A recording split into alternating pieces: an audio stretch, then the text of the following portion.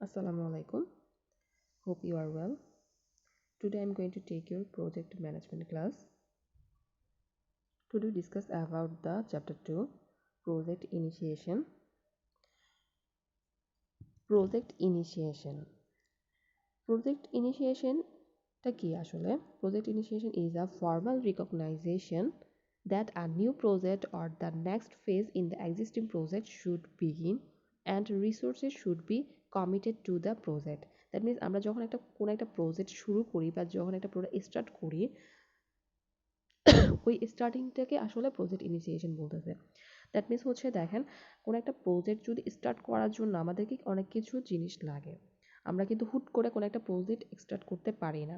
যেমন কোনো একটা বিজনেসে ক্ষেত্রে যখন আমরা প্রজেক্ট স্টার্ট করি সেটার ক্ষেত্রে কি হয়ে থাকে দেখেন সেটাকে হয়তো বা প্রজেক্টটাতে ওই বিজনেসটাতে প্রজেক্টের নিড প্রয়োজন অথবা ডিমান্ড আছে প্রজেক্টের অথবা অপরচুনিটিস আছে অথবা কোনো একটা প্রবলেম ফেস করছে সেজন্য কি একটা হচ্ছে প্রজেক্টটা ইনিশিয়েট করতে পারছে। দ্যাট মিনস হচ্ছে কোনো একটা প্রজেক্ট ইনিশিয়েট করার জন্য আমাদের কিছু জিনিস প্রয়োজন যার প্রেক্ষিতে বা কিছু জিনিসের বেসিসে কি হয় একটা প্রজেক্ট ইনিশিয়েট করা হয়ে থাকে।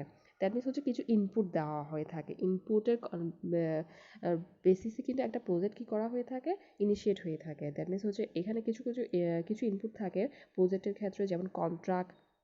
আপনি যখন কোনো একটা কন্ট্রাক্ট করবেন তার বেসিসে কিন্তু একটা প্রজেক্ট ইনিশিয়েট হয়ে থাকে। তারপর হচ্ছে মেথডস থাকে এবং আউটপুটস থাকে। আমরা এগুলো ডিটেলস ফার্দার স্লাইডে ডিসকাস করব। তাহলে কোনো একটা কন্ট্রাক্টের ভিত্তিতে কি হয়ে থাকে প্রজেক্ট ইনিশিয়েট হয়ে থাকে। এরপর হচ্ছে স্টেটমেন্ট অফ দ্য ওয়ার্ক। আমরা যখন কোনো একটা বিজনেসের নিড থাকে যেমন আমরা একটা বিজনেসে নতুন একটা বিজনেস লঞ্চ করছি বা নতুন একটা বিজনেস স্টার্ট করছি তার জন্য একটা বিল্ডিং দরকার। তাহলে আমি একটা বিল্ডিংয়ের প্রজেক্ট ইনিশিয়েট করলাম। তাহলে দেখেন বিজনেস নিডের কারণে কি হয় একটা প্রজেক্ট ইনিশিয়েট হয়ে থাকে। সেম ওয়েজ একটা product requirements product sorry product রিকোয়ারমেন্টসের জন্য। তার মানে হচ্ছে দেখেন কোনো একটা প্রোডাক্টে যদি আমি একটা নতুন কিছু অ্যাড করতে যাই তারপর তার জন্য যে প্রজেক্ট ইনিশিয়েট হয়ে থাকে অথবা আমি একটা নতুন প্রোডাক্ট লঞ্চ করতে যাচ্ছি তখন একটা কি হয়ে থাকে যে প্রজেক্টটা ক্রিয়েট হয়ে থাকে তার মাধ্যমে কিন্তু একটা প্রজেক্ট ইনিশিয়েট হয়ে থাকে তার মাধ্যমে একটা প্রজেক্ট স্টার্ট হচ্ছে। এরপর হচ্ছে অর্গানাইজেশন স্ট্র্যাটেজিক গোলস। স্বাভাবিকভাবে অর্গানাইজেশন স্ট্র্যাটেজিক গোলসের মাধ্যমে কিন্তু একটা প্রজেক্ট ইনিশিয়েট হতে পারে। এরপর হচ্ছে দেখেন এন্টারপ্রাইজ এনভায়রনমেন্টাল ফ্যাক্টরস। কিছু এনভায়রনমেন্টাল ফ্যাক্টরস থাকে যার কারণে হচ্ছে আমাদের একটা প্রজেক্ট লঞ্চ হয়ে থাকে স্বাভাবিকভাবে স্টার্ট হয়ে থাকে। কালচারাল কিছু ফ্যাক্টরস থাকে, structural factors, standard factors, infrastructure, existing human resource. এইসব কারণে কিন্তু কি হয়ে থাকে একটা নতুন প্রজেক্ট শুরু হয়ে থাকে। তারপর হচ্ছে personal management, work authorisation system, market place conditions, risk tolerance, PMIS project management information system. এসব কারণে কিন্তু একটা নতুন প্রজেক্ট কী হতে পারে শুরু হতে পারে এবং তার ইনিশিয়েটিভ স্টেপগুলো সে নিতে পারে। এরপর হচ্ছে অর্গানাইজেশনাল প্রসেস অ্যাসেট। কিছু অর্গানাইজেশনাল প্রসেস অ্যাসেটস আছে যেগুলোর কারণে কিন্তু একটা প্রজেক্ট শুরু হয়ে থাকে। সেগুলো হচ্ছে standard procedures, standard guidelines, template, communication requirements, project closure requirements, financial control procedures, change management procedures, risk control procedures and approving procedures. That means দেখেন একটা প্রজেক্ট শেষ হবে আর একটা প্রজেক্ট শুরু হবে তাহলে অর্গানাইজেশন কিছু অ্যাসেট থাকে ফিনান্সিয়াল অ্যাসেট তারপর রিস্ক ম্যানেজমেন্ট রিস্কের জন্য বা কমিউনিকেশন গ্যাপের জন্য এই ধরনের বিভিন্ন ধরনের রিকোয়ারমেন্টসের জন্য কিন্তু কি হতে পারে আরেকটা নতুন প্রজেক্ট বা আগে যে প্রজেক্টগুলো আছে সেগুলো বন্ধ হয়ে গেলেও কিন্তু আরেকটা নতুন প্রজেক্ট কি হতে পারে স্টার্ট হতে পারে। এই সবগুলো একটা রিজনস বা বেসিসের কারণে কিন্তু একটা কি হয় নতুন প্রজেক্ট স্টার্ট হয়ে থাকে। এরপর হচ্ছে প্রজেক্ট সিলেকশন মেথড। আমরা অনেকগুলো মেথডসের মাধ্যমে কি করতে পারি একটা প্রজেক্টকে সিলেক্ট করতে পারি। সেগুলো হচ্ছে problem analysis, idea generation method, stakeholder analysis, decision models, benefit measurement methods, and analysis of the assumption and limitations. Now, problem analysis. Problem অ্যানালাইসিসের ক্ষেত্রে দেখেন একটা প্রজেক্ট ইনিশিয়েট হওয়ার পর বা একটা প্রজেক্ট ইনিশিয়েট হওয়ার আগে আমাদেরকে কী করতে হবে, একটা প্রবলেমকে অ্যানালাইসিস করে নিতে হবে। প্রবলেম অ্যানালাইসিসগুলো আমরা অনেকগুলো মেথডস বা টেকনিক্সের মাধ্যমে করতে পারি। যেমন হচ্ছে প্রবলেম ফাইন্ডিং মেথডস। প্রথমে হচ্ছে আমাদেরকে নর্মালি প্রবলেমের কারণটা কী হবে, কী কারণটাতে প্রবলেম হয়ে থাকে সেই কারণটা আমাকে খুঁজে বের করতে হবে। তারপর হচ্ছে গ্রুপিং অ্যান্ড অর্ডারিং। এরপর হচ্ছে define trigger and outcomes. Problem tree, এখানে প্রবলেম অ্যানালিসিসের মেথডের মধ্যে হচ্ছে প্রবলেম ট্রিটা একটা পপুলার অ্যানালাইসিস মেথড। এই ক্ষেত্রে দেখেন, এই ক্ষেত্রে হচ্ছে নর্মালি আমরা একটা গাছের কথা চিন্তা করি, আমরা একটা গাছের কথা যখন চিন্তা করি, গাছের বডিটা যখন থাকে, ট্রাঙ্কটা যখন থাকে, সেটা হচ্ছে আমাদের মেন প্রবলেম। মানে এটা হচ্ছে আমরা সিন করি, এটাই আমাদের চোখে দেখা যায়, তাহলে এটাই হচ্ছে আমাদের কি প্রবলেমটা। এরপর হচ্ছে আমাদেরকে যখন প্রবলেমটা আমরা দেখব, তখন আমাদেরকে মেন কাজটা কি, প্রবলেম যখন দেখবেন তখন সাথে সাথে এর কজটা, দ্যাট মিনস হচ্ছে একটা গাছের কি থাকে, রুট থাকে, শিকড় থাকে। দ্যাট মিনস হচ্ছে এর রুটে গিয়ে আমরা কজটা, মানে দ্যাট মিনস হচ্ছে প্রবলেমের কজ কি কারণে এই প্রবলেমটা হচ্ছে সেটা বের করে নিতে হবে। এটা হচ্ছে প্রবলেম দেখার সাথে সাথে আপনি কি করতে হবে, প্রবলেম কি কারণে হচ্ছে এর মেন রিজনটা কি, সেগুলো আপনাকে বের করে নিতে হবে। এরপর হচ্ছে আপনাকে চিন্তা করে নিতে হবে প্রবলেম, এই আমরা যে প্রবলেমটা ফেস করছেন বা প্রবলেমটা দেখছেন, তার কারণে আমরা কি ধরনের এফেক্ট হতে পারে আপনার বিজনেসে বা আপনার আদার্স যে সার্কামস্টেন্স আছে ওখানে মধ্যে আপনি কী ধরনের প্রবলেমগুলো, সিচুয়েশনগুলো ফেস করতে পারেন, আপনার কী ধরনের এফেক্ট করতে পারে, কতটুকু প্রভাব বিস্তার করতে পারবে আপনার এই প্রবলেমটা। এটাই হচ্ছে আপনার শাখা প্রশাখাগুলো, মানে কতটুকু আমরা এটা প্রভাব বিস্তার করতে পারবে সেটা হচ্ছে অ্যানালাইসিস করা। দ্যাট মিনস হচ্ছে এই প্রবলেম অ্যানালাইসিস মেথডের মধ্যে এই প্রবলেম ট্রির মাধ্যমে কিন্তু আমাদেরকে অনেকটা প্রবলেমের অ্যানালাইসিসগুলো করতে হয়। এটা একটা নর্মালি পপুলার টেকনিক বলা যায় প্রবলেম অ্যানালাইসিসের ক্ষেত্রে। এরপর হচ্ছে idea generation techniques. Idea generation টেকনিক্সের মধ্যে আমরা অনেকগুলো মেথড দেখছি। ব্রেন স্ট্রমিং, 6-3-5, CNB বা collective note method, benchmarking and Delphi method. দেখেন, যখন আমরা একটা প্রবলেম অ্যানালিসিস করে ফেলাম বা কখন একটা প্রজেক্ট স্টার্ট করি, তখন আমাদের মেন হচ্ছে আইডিয়াটা জেনারেট করা। আমাদের আইডিয়াগুলো কোত্থেকে আসে, আমাদের কিন্তু অনেক রকম আইডিয়া চলে আসে এবং আইডিয়াগুলো আসার অনেকগুলো স্টেপও থাকে। মেথডসগুলো হচ্ছে নর্মালি হচ্ছে ব্রেন স্টর্মিং, যে ব্রেন স্টর্মিং মেথড, এটা হচ্ছে অনেকটা গ্রুপ স্টাডির মতো বা গ্রুপলি যখন বসা হয়, অনেকগুলো পিপল ধরেন একসাথে গ্রুপলি বসছে এবং তাদের সবার যে আইডিয়া থাকে সেই আইডিয়াগুলো কী করে, তারা একটা কাগজে লিখে ফেলবে।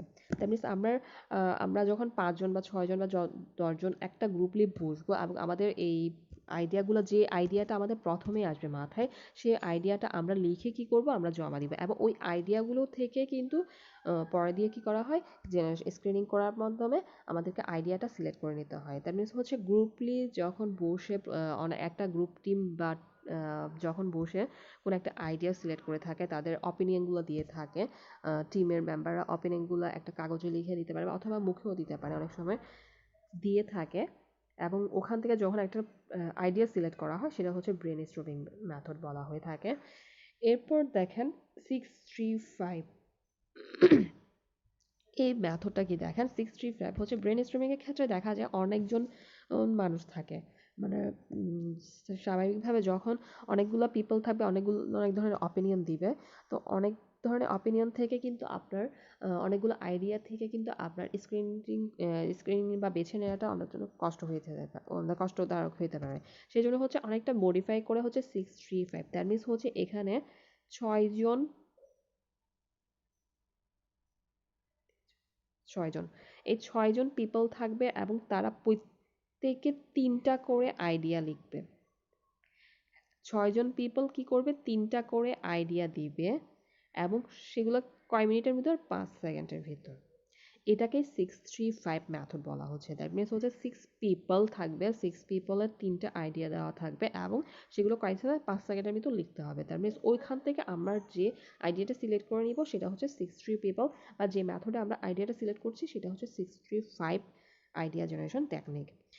এরপর হচ্ছে CNB বা collective note sorry collective notebook, এটা অনেকটা হচ্ছে আমরা যে ব্রেনস্টর্মিং পড়েছি ওই গ্রুপ স্টাডির মতোই বা গ্রুপ অ্যানালাইসিসের মতোই। গ্রুপ অ্যানালাইসিসের মতো এখানে হচ্ছে একজন আমরা মেন কি বলবো এক্সপার্টিস বা মেন একজন সবকিছু অ্যানালাইসিস করবে, সবকিছু দেখবে এমন একজন পিপল থাকবে এবং আর অন্যরা গ্রুপে থাকবে। এই যে একজন থাকে উনি কি করে অনেক কিছু বই রেফার করে দেয়, প্রত্যেকের কাছে এক একটা বই ভিন্ন ভিন্ন বই কি করে থাকেন রেফার করে থাকেন। তাহলে দেখেন ওরা বইগুলা কালেক্ট করার পর যারা গ্রুপের পিপল থাকে গ্রুপের পিপলগুলো কি করে বইগুলা কালেক্ট করার পর ওখান থেকে তাদের আইডিয়াটা লিখে এবং ওখান থেকে কি করা হয় আইডিয়াটা সিলেক্ট করা হয়। তারপর মিনস হচ্ছে অনেকগুলো বইয়ের মাধ্যমে যখন এটা সিলেক্ট করা হচ্ছে তখন সেটাকে বলা হচ্ছে নর্মালি কালেকটিভ নোটবুকস। এখানে যে মেন থাকবেন উনি কি করে ওই গ্রুপের পিপল থেকে নর্মালি বইটা প্রোভাইড করে থাকেন। এরপর হচ্ছে বেঞ্চমার্কিং মেথড, এটা হয়তো অনেকে আমরা জানি। নর্মালি বেঞ্চমার্কিং মেথডটা হচ্ছে কম্প্যারিজন করা হয়ে থাকে। দ্যাট মিনস আমার বর্তমানে যে বিজনেস আইডিয়াটা আছে বা বর্তমানে যে বিজনেস প্রসেসগুলো চলছে সেই প্রসেসটা হয়তো বা ভালো না বা হয়তো খারাপ, সেটা আমরা কি করব মার্কেটের যে লিডার থাকে তার সাথে আমরা কম্পেয়ারিং করব। আমাদের মার্কেট লিডার যে বিজনেসের ক্ষেত্রে যে মার্কেট লিডার থাকবে তার সে কী ধরনের প্রসেস ফলো করছে, সে কী ধরনের মেথড ফলো করছে, তার তার মানে ওভারভিউগুলো তার রিভিউগুলো কেমন, তাহলে সব কিছু অ্যানালাইসিস করে মার্কেট লিডারের সাথে নিজেকে অ্যানালাইসিস করার পর কম্প্যারিজন করতে হবে। তাহলে দ্যাট মিনস হচ্ছে আমরা যখন একটা ক্লাসের কথা চিন্তা করি একটা ক্লাসের রোল 1 এর সাথে কি করা হয় নর্মালি রোল 1 আপনার রোল 10 আপনি রোল 1 এর সাথে নিজেকে কম্পেয়ার করবেন। তার বেস হচ্ছে আপনি রোল 1 এ কি ধরনের করে পড়ালেখা করছে, কোন বই ফলো করছে, কোন মেথডগুলো ফলো করছে, কিভাবে লিখছে, সবকিছু কি করছেন আপনি দেখছেন এবং অ্যানালাইসিস করার পর আপনি ওর সাথে কি করছেন নিজেকে কম্প্যারিজন করছেন এবং ওই জিনিসগুলো কি নিজের মধ্যে ফলো করার চেষ্টা করছেন বা বেটার কিছু নিজে ফলো করার চেষ্টা করছেন। নর্মালি সেটাই হচ্ছে বেঞ্চমার্কিং মেথড। ডেলফি মেথড অনেকটা হচ্ছে ব্রেন স্টর্মিং এর মতো। ব্রেন স্টর্মিং যেভাবে গ্রুপ স্টাডি করে পড়ালেখা গ্রুপের মাধ্যমে কোনো একটা আইডিয়া ক্রিয়েট করা হয় বা আইডিয়া জেনারেট করা হয়, ডেলফি মেথডও গ্রুপের মাধ্যমে কি করা হয় একটা আইডিয়া জেনারেট করা হয়। বাট এখানে একটা ডিফারেন্স হচ্ছে এখানে একজন এক্সপার্টিস থাকবে এবং আপনার এই গ্রুপের মেম্বাররা কি করবে এই এক্সপার্টিস থেকে অপিনিয়ন নিতে পারবেন। ব্রেনস্টর্মিং এ যেটা এক্সপার্টিস থাকে না, ওরা নর্মালি গ্রুপের যারা থাকে তারা নিজেরা ডিসকাশন করে, তারা নিজেরাই অপিনিয়ন দিয়ে থাকে। বাট ডেলফি মেথডে কি হয়ে থাকে একটা এক্সপার্টিস থাকে, এই এক্সপার্টিস থেকে এই গ্রুপে যারা থাকবেন গ্রুপ মেম্বাররা কি করবেন বিভিন্ন ধরনের কোয়েশ্চেন করবেন, বিভিন্ন ধরনের অপিনিয়ন চাইবেন, আইডিয়া নেবেন এবং তারা ওই এক্সপার্টিস থেকে আইডিয়া নেবে, অপিনিয়ন নিয়ে কোয়েশ্চেন করার পর তারা নিজেরাই কি করবেন আইডিয়াটা সিলেক্ট করবেন। এটাকে নর্মালি কি বলা হচ্ছে ডেলফি মেথড বলা হচ্ছে। এভাবে কিন্তু আমরা অনেকগুলো এই স্টেপ মেথডগুলোর মাধ্যমে কিন্তু আমরা অনেকগুলো আইডিয়া ক্রিয়েট করতে পারি বা আইডিয়া জেনারেশন করতে পারি এবং এই আইডিয়াগুলো থেকে পরে দিয়ে কিন্তু আইডিয়া স্ক্রিনিং করে আইডিয়া সিলেকশন করা হয়ে থাকে। That's all for my today's class. আসসালামু আলাইকুম।